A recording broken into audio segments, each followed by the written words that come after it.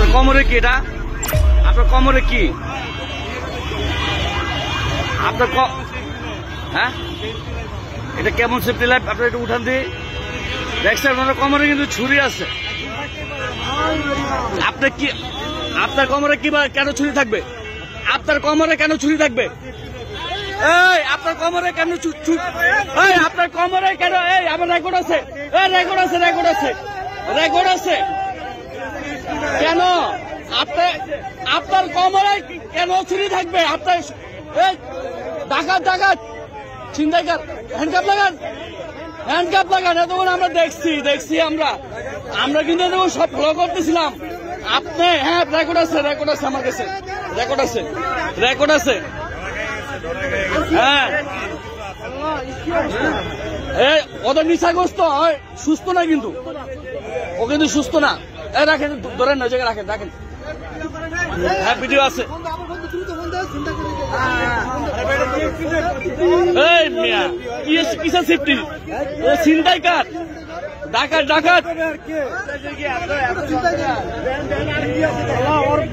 ও হ্যাঁ,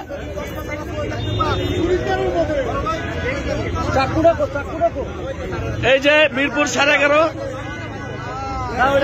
সেতারের সামনে এই ছুরি সহ ডাকাত ধরা পড়ছে।